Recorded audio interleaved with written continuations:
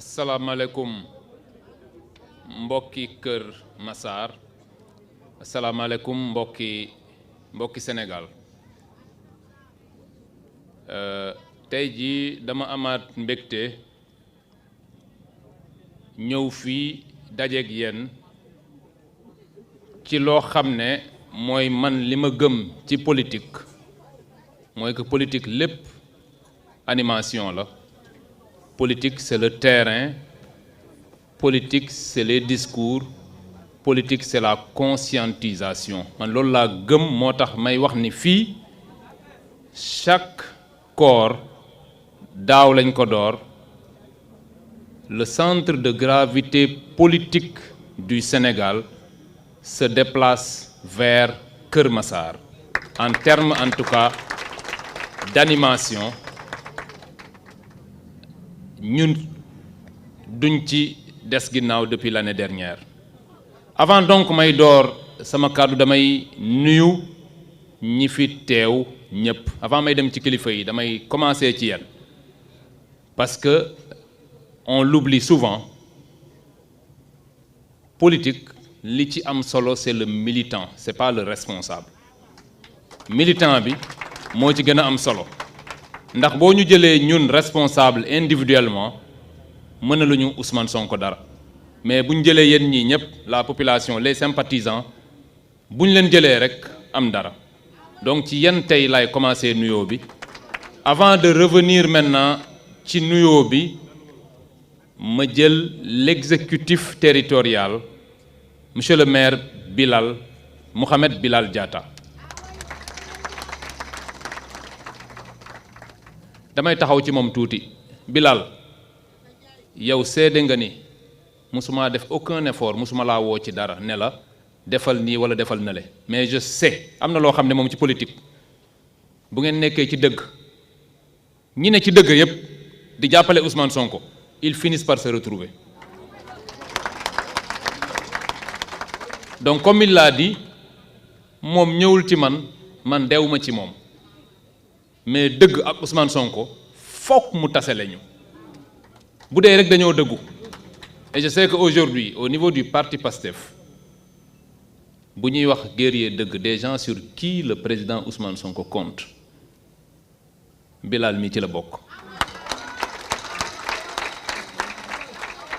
parce que il est le prototype du patriote maanaam dëggu am fit amutoon fit bu dëgguutoon affaire bi du ko jaral yéen nii je pense que vous vous souvenez de la séquence de Bilal Diatta à côté de chez Ousmane Sonko muy dox ànd ak Ousmane Sonko gars yi di leen dóor ay lacrymogène loolu ñaata responsable ñoo ko fi def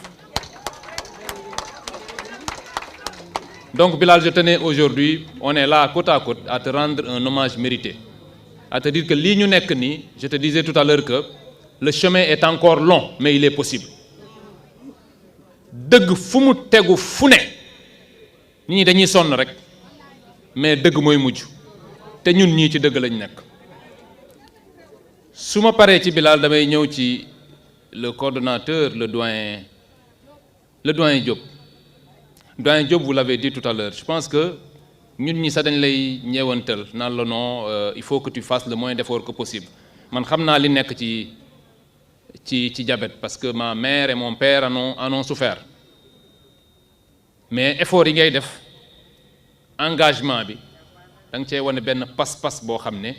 dañuy xam ne gëm li ngay def la gëm dëkk bi gëm Ousmane Sonko moo tax nga di ko def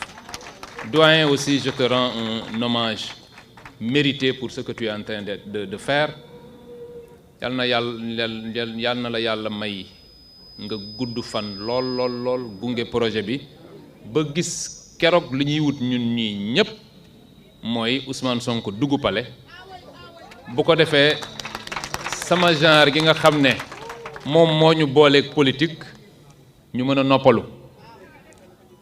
alors en dehors du coordonnateur il y a mon ami et frère le coordonnateur de Malika Badji les gens qui sont extrêmement engagés dans le projet man daanaka sax nit kuy caaxaan wala kuy layam-layami du ma ànd ak yow ci politique xool leen ñi may àndal yépp ay nit ñu dëggu rek laay àndal ñi nekk dans de petits calculs du ma ànd ak ñoom donc ñoom Badji ñi mën nga leen waxal lu ne sauf ñàkk sincérité ak ñàkk gëm li ñuy def loolu la ñu àndee depuis lors te ci dëgg rek la ñu ànd te comme ni ma ko waxee dëggay mujj d'autant plus que d'ailleurs nous sommes dans le mois saint, le mois de Ramadan, le mois de Carême pour les autres. C'est très religieux. Donc, la vérité sera très présente, même tout à l'heure quand je vais revenir dans le discours. Alors, il y a à côté le doyen Kébé. Doyen Kébé, puisqu'il a tendance à tout mathématiser, on va dire que c'est la constante dans toutes les équations que l'on posera politiquement dans le département. Manam lo fi jaaxal boy def équation bi non doyen Kébé day bokk daf ciy nekk comme une constante ñi xam mathématique xam nañ ko bon c'est pas mon oncle lui il connaissait rien en maths c'est un littéraire comme moi parce que daanaka xam naa bu doon tout est mathématisable man damay des Bessir des Badiabul ñu jox ma foofu ci tool yi may bay parce que mat moom c'est pas ma tasse de thé du tout jéemoon naa def les séries scientifiques ma gis ni foofu daal du sama jëmukaay ma bàyyi ko ñëw dans les séries littéraires où je me suis véritablement promené parce que je suis un littéraire en fait nit ki da ngay xam te loolu ci même ci politique dañ ko war a appliquer nit da ngay xam sa bopp jëmale ca bopp ci ay défis yoo xam ne mën nga ci dara mais Sénégal ci politique da ngay gis nit koo xam ne li mu jëm nii xam na ni mënu ko mais da koy jéem a sànjaafu di dem ndax en politique ganaar day mbëkke en politique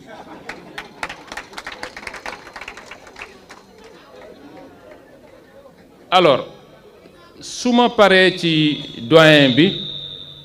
j'espère que je me nuyu tous les responsables des jeunes les jeunes qui sont là vraiment la JPS vous abattez un travail extraordinaire je pense que fi mu ne nii yéen a yor parti bi je loue votre engagement les jeunes ñoom Ndofène franchement je suis impressionné par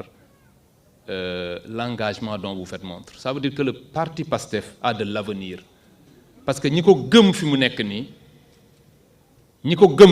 c'est des jeunes et c'est eux qui vont évoluer aujourd'hui nous sommes un pays de jeunes maa ngi tooñ dem sama doom parce que maintenant j'ai un enfant qui a la majorité am naa doom bu am 18 ans je lui ai dit hier dama lay yóbbu JPS parce que je pense que yow mii ak li ma lay wax man bu ma la former tu dois pouvoir être excellent en politique parce que en politique c'est le discours c'est le langage et ku Waly Bodian yar war ngaa mën a discourir war ngaa mën a bind war ngaa mën a wax donc ñoom Ndofène